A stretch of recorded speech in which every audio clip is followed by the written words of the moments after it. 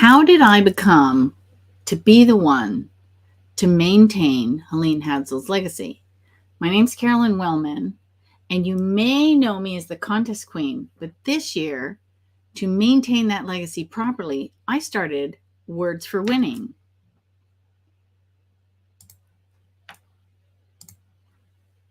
And, oh goodness, little technical glitch there. Well, isn't that the joy of being live? Sometimes things happen. Anyway, my name's Carolyn, and I started Words for Winning to be a proper home for all the books that I write and other ones that I'm updating. I had to do it, and I knew I had to do it a long time ago, but I put it off as long as I could. And this year, there was no more putting it off.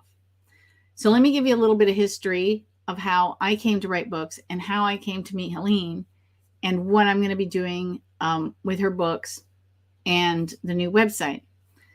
So I started out as the contest queen. In 2004, I was trying to decide whether I should go back to work or not.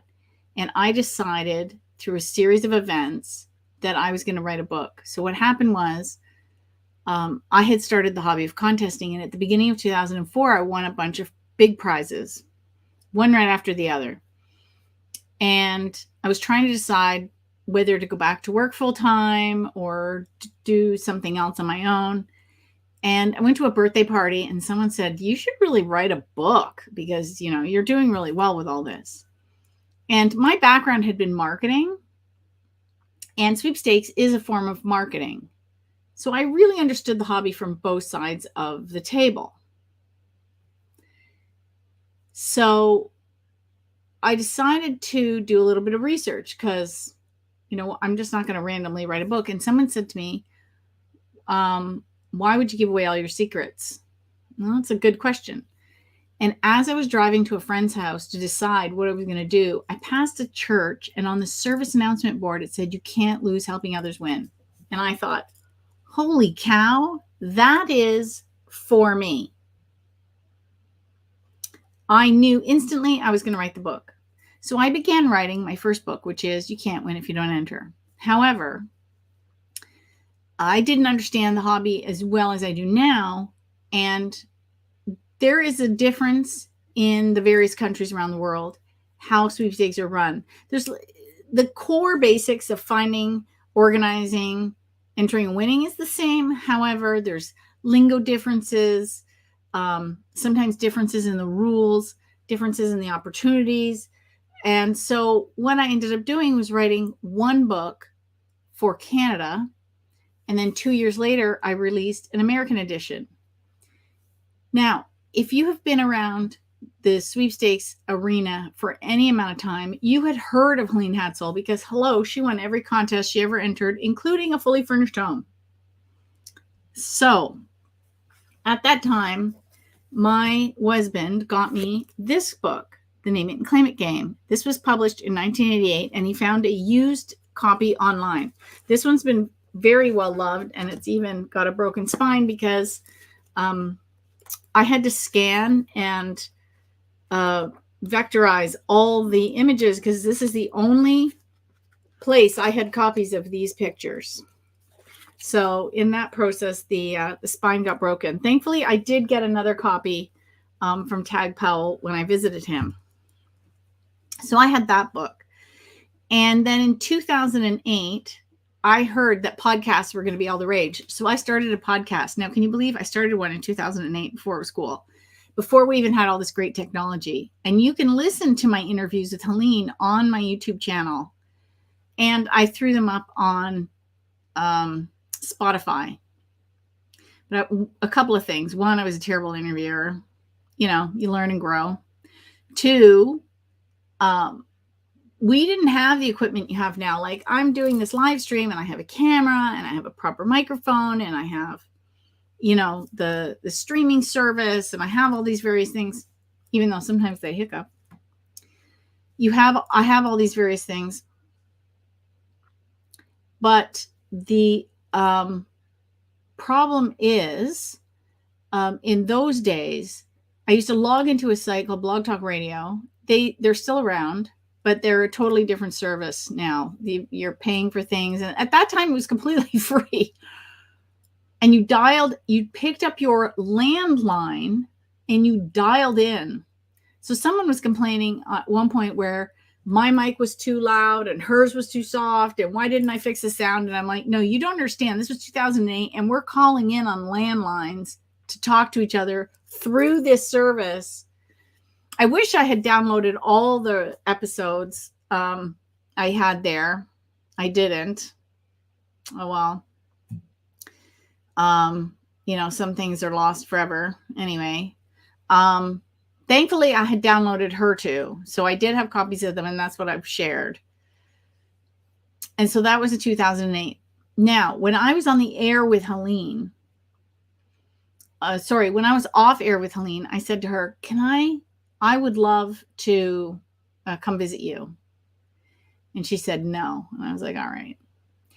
3 days later, she called me back and said, your guides are so loud, you had better come down and visit me. I'm loud in real life. Of course, my spirit guides are going to be loud. Anyway, I went down to Alpharetta, Texas and spent 3 days with her in her house. 4. Well, I flew down on a Friday and I left on a Monday. So it's basically like, 4 days, 3 nights kind of thing. And it was fantastic. And it's hindsight's 2020, right? The questions I would ask her now from this perspective are totally different than the ones I asked her back then 15 years ago. But nonetheless, I got to spend some amazing time with Helene. And it was at that point she said to me, you have to teach maneuvers for witchcraft because no one else is going to teach it. Her initial wish was that her grandchildren were going to take over her legacy. And it became very apparent to her, I guess, at that point that wasn't going to happen. And I think that's why my spirit guides were loud, because they were telling her, hey, if you want your work to continue, that lady is the one. And because we had a lot in common, like we were both contesters. So I understood the hobby. So when I was talking to people about entering and winning, I knew what I was talking about. I understand the rules. I understand this. I've written books like she did. So I understand that process, and the technology was ever changing. So what I can do today with her books is like night and day to what she could do back in the day. I was entrepreneurial, so I would still be able to get her word out there and keep her legacy alive. And look at this technology. Like she talks about being a show off in one of the books. And I think, oh my gosh, if TikTok YouTube was around in her day, but not to the extent it is now. And she wasn't very techie, but I think she would have figured out TikTok. She would have loved TikTok. Holy cow. I can see her now. Oh my goodness. She would have been a riot. Or if she'd been more techie, maybe she would have done a little bit more on YouTube, but that's not where she was at. And it's also her age too. She was much older by the time YouTube kind of started going. Anyway, I just think I can just picture her on those platforms. It would just be so funny. Anyway, so I'm visiting with her and she asked me to take over her legacy. And then I said yes, but then my life took a turn for the worst. Everything happened to me. I got a divorce. We went bankrupt and nearly lost the house. Thankfully didn't. Nearly lost my business. Thankfully didn't. Everything was kept by the skin of our teeth. Then I had a few wonky health things, just one thing after another. And it took a long time to come out of that cycle. And then in 2016, so I had wanted to write an updated version of You Can't Win If You Don't Enter. So this was the first one. I brought samples to show everybody and I forgot to put them out. So this was the first edition, the Canadian one of You Can't Win If You Don't Enter. It was supposed to be purple. I don't know what happened to the printer. And then 2 years later, in 2008, I came out with the American edition of You Can't Win If You Don't Enter. But by 2016, so now all this time has passed. Like I was starting to write a second edition in 2010, because it had been 4 years since the first one was out. And I thought, okay, well, as I said, life did this. And so it took me to 2016 to come out with How to Win Cash, Cars, Trips, and More. And that was an updated edition. And this was combined. Like, I combined both Canadian and American editions in here because I understood the hobby much better. And I was able to combine the resources, talk about the different lingo, talk about the different things that applied to each country.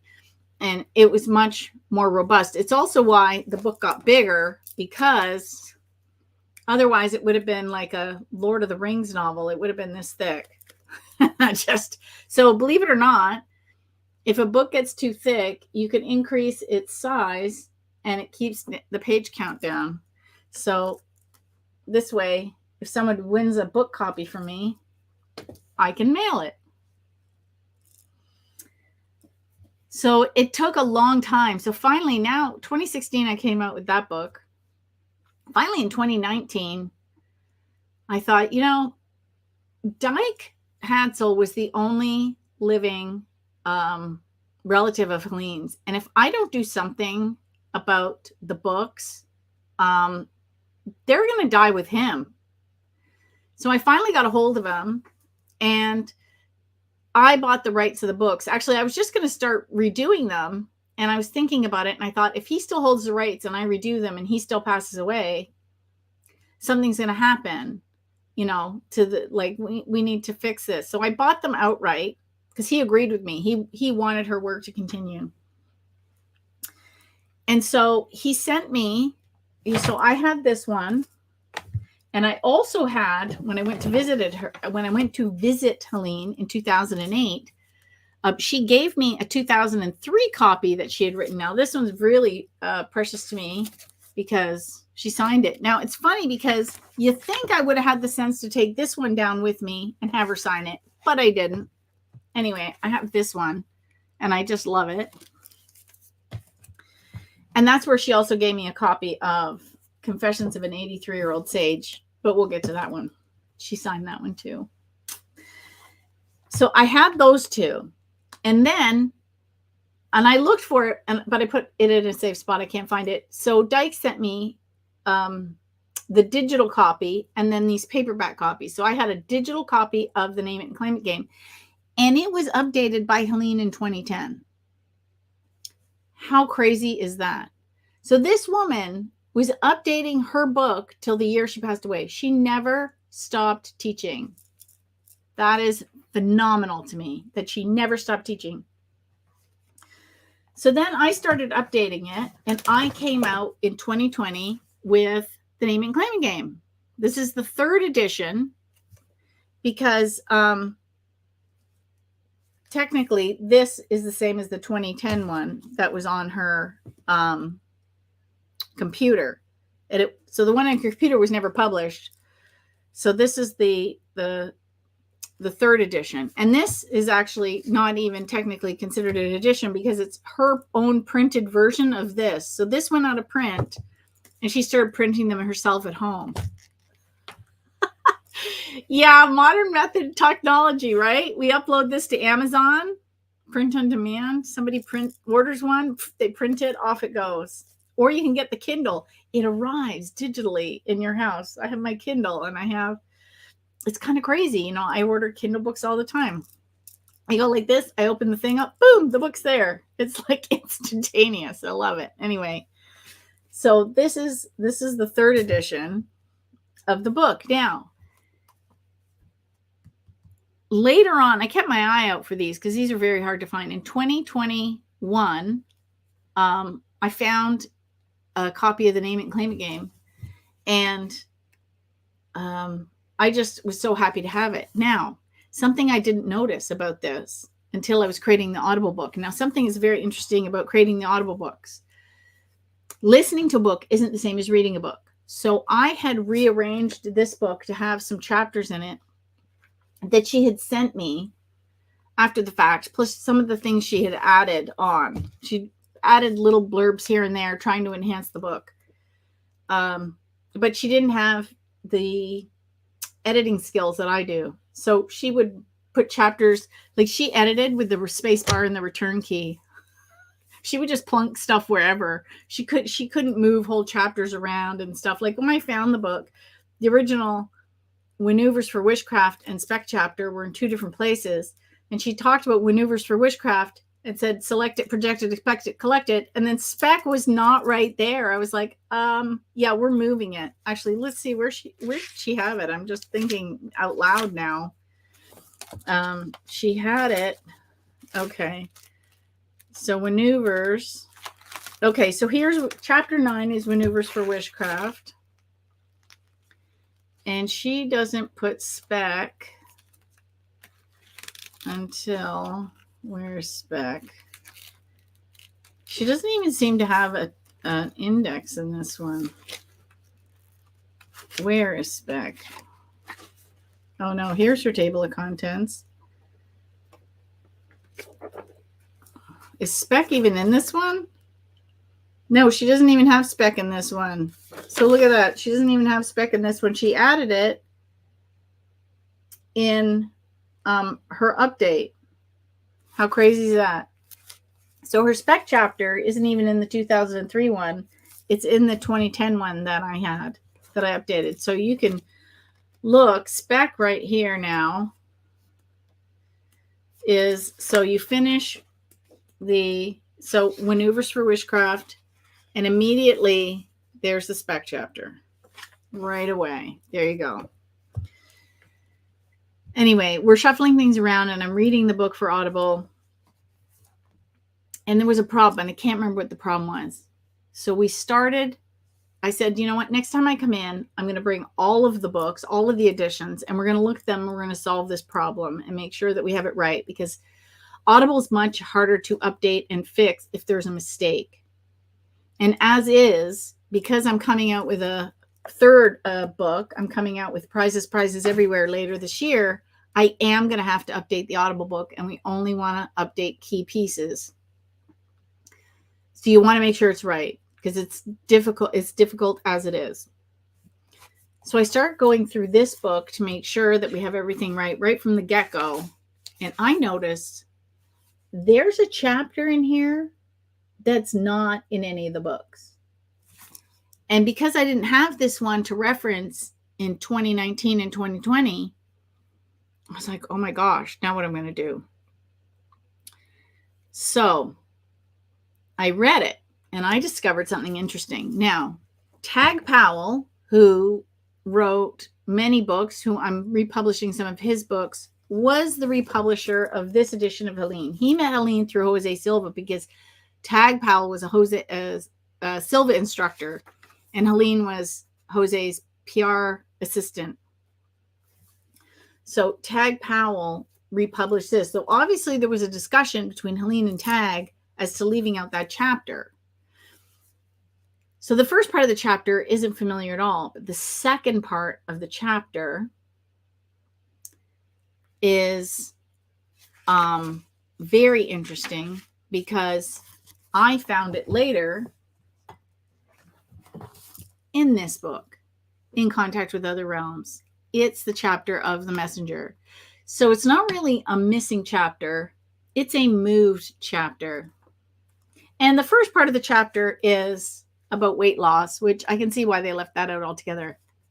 Now, not to gatekeep anything, if you go to wordsforwinning.com and find the blog post on the missing chapter, I have put that chapter there for you to download. I've made a really nice PDF. You can download it, read it, keep it. So if you have a copy of the Name It and Claim It game and want the, quote, missing chapter, you can go and download it for free on my website.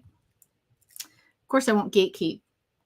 Now, this one was originally done in 1871. This more robust edition was done in 88. She basically kept the books very similar, 2003, and then 2010 I had one. And then in 2000, but she wasn't going to stop writing. This one came out in 2001. So there was a bit of a gap between books. She self-published this one with a publishing company that, you know, you pay them and they print it for you. They lay it out and everything. So you hand them the file and they make a pretty book. So she did this one in 2001. And I redid this one in 2020 also. This was at the other one. One was at the beginning of 2020, and this one was at the end of 2020 that came out. So this is In Contact with Other Realms. Now, I have done the Audible version of this one already, and it's being translated into Spanish as we speak. This one is currently being recorded for Audible, and then after the Name It and Claim It comes out in Spanish, we're just going to keep continuing book after book, right? Then Helene self-published this book. Like, she printed this one herself. And what's really funny is one day I was looking at it and I'm like, this is really weird. I don't know if you can really see it, but the bottom is flat, but the top goes, it's on an angle. It's not cut straight. I love it.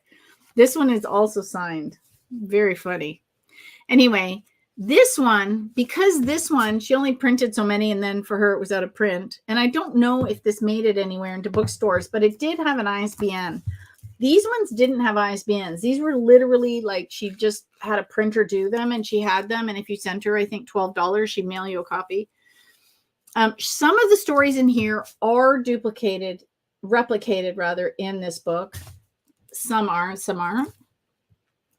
And what I really love about this book is that she starts every day with breakfast. So every chapter is her having breakfast, sitting in her favorite chair, and then reminiscing about the past. And then she tells a story.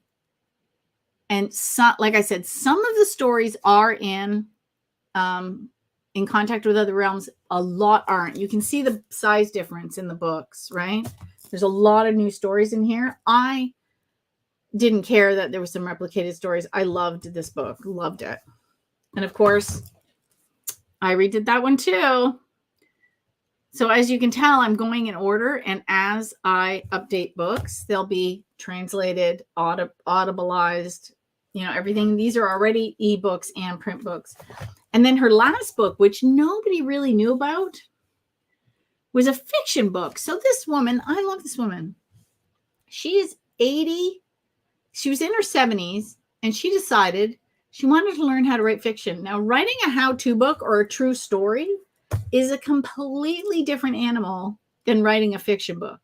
There has to be an arc. There has to be characters. There has to be so many different things to a fiction book. I don't think I could write a fiction book. I have a friend that's a fiction author. Totally different animal. Anyway, she did this book, A Man Called Friday. That's what it looked like. And it's about a man who answers. So we redid it because he goes on an adventure. And he reads this classified ad that says, male 40 to 50 years of age must be free to travel with no family obligations for a 1-year contract. Sons of adventure and ability to do field research is required. Call Beth for an interview. So would you answer this classified ad? Alex did, and it changed his life forever when he became A Man Called Friday. So the reason she came up with that title was she got the idea from Robinson Crusoe, and I think she had a copy in her library, her personal library. And she thought, wouldn't it be interesting if I had a man called Friday, like Robinson Crusoe had, and what would he do? And so that's how she came up with the idea. And it took her about 10 years to write this off and on, because I found some of her notes on this. And she changed a bunch of stuff, and her granddaughter helped her edit it. And then I had to make a few revisions so the story flowed. Like, there was some duplication that I removed. And there was a few, flow errors that I corrected. But this book's fantastic, and it's so fun. So this is actually the first time these two books were available to the general public, because unless you mailed her like $12, including postage and handling, you weren't getting a copy of those books. And I don't know how well they were promoted. The Name It and Claim It game, of course, was her most famous book. So that's how I came to have her legacy and what I'm doing to maintain them. And I also teach, the one thing she did tell me to do was teach maneuvers for witchcraft. Because a lot of people, struggle sometimes with specs. So I do teach a course called Maneuvers for Witchcraft. I only teach it 3 times a year, September, January, and May. And the other thing that I want to do, it'll come out 2024, 2025. It depends on the writing schedule. My current goal is 2024, is to come out with a Maneuvers for Witchcraft workbook. That's a companion to the Name It, Claim It game. I want to call it a pathway to prizes. And what we're going to do with that is we're going to break down some of her teachings and then get people to do and exercises tied to those. Kind of a little bit of my course and the book all kind of smashed together into a journal / notebook / workbook type thing. So that's what we're looking for 2025. And so that's how I came to be the one that held Helene's legacy. My spirit guides are just loud. And I don't think it was an accident that I ended up following this path. Now, it's taken a lot longer to get to some places than I would have liked, but I've always been a bit of a late bloomer, so that doesn't surprise me that it's taken me this long to get to this point. I don't see any questions, so I'm going to wrap this live stream up. And stay tuned because we're going to do a chat every month about manifesting, law of attraction. And I'm going to also be working on booking more guests for this fall to interview, because there's a lot of amazing metaphysical, inspirational, law of attraction thought leaders out there. And I want to interview them to help you be a winner, not just in prizes, but in life.